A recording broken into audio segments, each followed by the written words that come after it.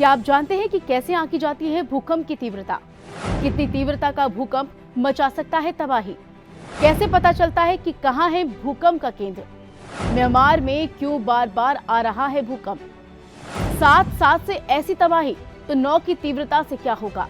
6 second में building धड़ाम, आसमान में धुएं का गुब्बार। नमस्कार, मैं मनीषा राघव और आप देख रहे हैं सूर्य समाचार का डिजिटल प्लेटफॉर्म। भारत के पड़ोसी देश म्यांमार में बेहद शक्तिशाली भूकंप आने से धरती कांप उठी। इसका असर थाईलैंड की राजधानी बैंकॉक में भी देखने को मिला। हालांकि भूकंप के झटके भारत के दिल्ली एनसीआर से लेकर पश्चिम बंगाल, बिहार, झारखंड, उत्तर प्रदेश, ओडिशा, मध्य प्रदेश समेत अन्य हिस्सों में भी महसूस किए गए। हालांकि भूकंप का केंद्र म्यांमार था और इसकी तीव्रता रिक्टर स्केल पर 7.7 मापी गई।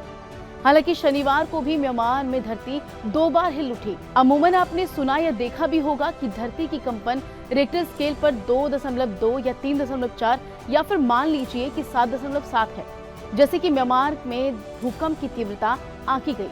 आज हम आपको ग्राफिक्स के जरिए समझाने की कोशिश करेंगे कि धरती की कंपन रिक्टर स्केल पर कितनी होती है, इसका पता कैसे लगाया जाता है और कितनी तीव्रता का भूकंप तबाही मचा सकता है।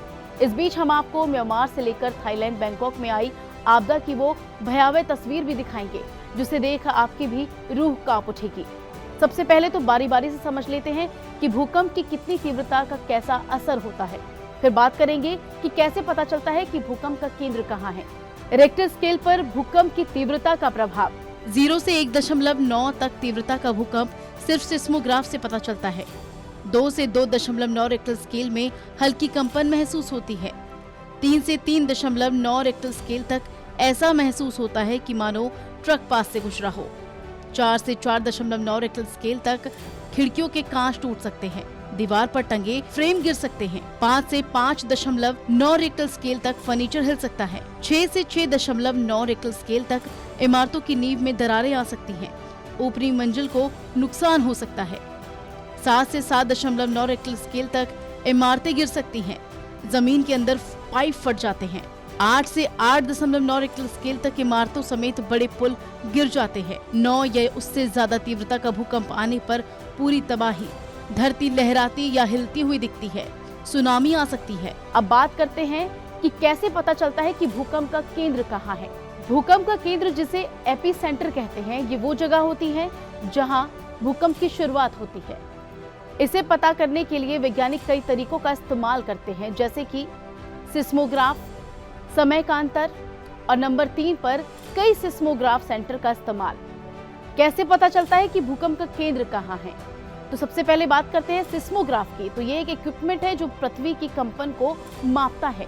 जब भूकंप आता है तो ये उपकरण कंपन को रिकॉर्ड करता है। दूसरे की अगर बात करें तो दूसरा है समय का अंतर। इसके जरिए भूकंप के झटके की तीव्रता जानने के 2 तरीके हैं।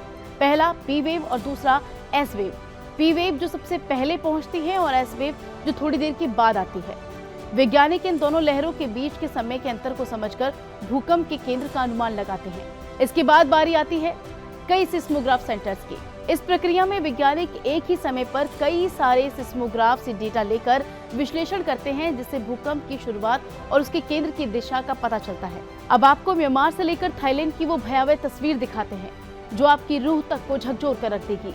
जब कुदरत अपनी पर आ जाए तो सब कुछ तहस नहस कर सकती है।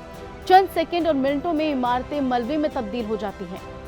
कोई अपनों की तलाश में गुम रहता है तो कोई जिंदगी के उन आशियानों को खोज रहा होता है जो उसने कड़ी मेहनत कर बनाए थे। सोचिए, आप अपने दफ्तर में या अपने घर पर खाना खा रहे हैं और उस समय किसने सोचा होगा कि ये आखिरी बार का खाना होगा। मोबाइल पर बात करते हुए किसने सोचा होगा कि ये आखिरी कॉल या आखिरी बात हो सकती है।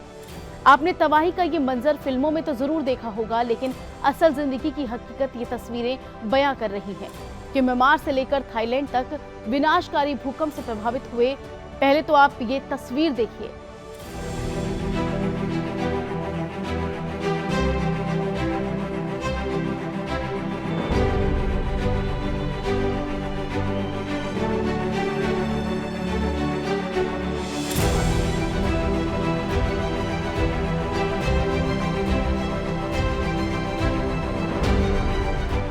विनाशकारी भूकंप की ये तस्वीर बयां करती है कि विनाश कितना खतरनाक था। जब देखते ही देखते बहुमंजिला इमारत जमींदोज हो गई। जरा इस तस्वीर को देखिए, ये किसी दुकान या शोरूम जैसा दिख रहा है। भूकंप आने से इसका सामान ताश के पत्तों की तरह बिखर गया। हालांकि भूकंप का केंद्र म्यांमार में जमीन से 10 किलोमीटर नीचे था, लेकिन मौत सबके ऊपर मंडरा रही थी। तीव्रता रिक्टर पैमाने पर 7.7 मापी गई। चीखते चिल्लाते हुए भाग रहे लोगों का ये डर साफ बता रहा था कि ये विनाश वाकई धरती हिला रहा है।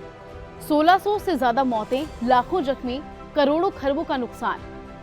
शहर के ज्यादातर हिस्सों में बिजली, फोन और इंटरनेट सेवाएं भी बंद। ये कोई आम भूकंप नहीं था, बल्कि 200 साल का सबसे बड़ा भूकंप था। भारी तबाही के चलते म्यांमार के 6 राज्यों और पूरे थाईलैंड में इमरजेंसी तक लगा दी गई थी। हालांकि सिर्फ म्यांमार ही नहीं, बल्कि कई देशों की धरती हिली थी। जब भूकंप के तेज झटके महसूस हुए तो बैंकॉक और म्यांमार के शहर में बड़ी बड़ी इमारतें नाव की तरह हिलने लगी थी। इमारतों में बने स्विमिंग पूल से पानी गिरने लगा, मानो जैसे तेज आंधी आई हो। हवाओं के झोंकों से पेड़ झूमने लगे हों। और तो और बड़े पुल तक भरभरा कर गिर गए।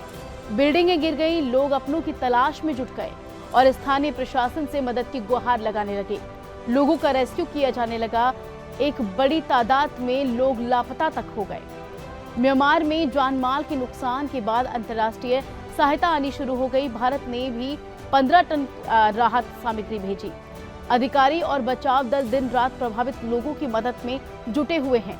लेकिन म्यांमार में इस आपदा से उबरने के लिए बड़ी चुनौती का सामना करना पड़ रहा है, खासकर बुनियादी ढांचे के खराब होने और जरूरी सेवाओं के बंद होने से। हालांकि अब बचे हुए लोगों को अपनी जिंदगी फिर से शुरू करनी है। म्यांमार के हालातों को शब्दों में बयान नहीं किया जा सकता है, लेकिन ये आपदा दुखद है। दिल दहला देने वाला ये मंजर जिसने भी देखा, कुछ पल के लिए उसकी सांसें थम गई। फिलहाल राहत बचाव का काम जारी है। फिलहाल इस खबर में बस इतना ही। बाकी अपडेट के लिए देखते रहे सूर्य समाचार।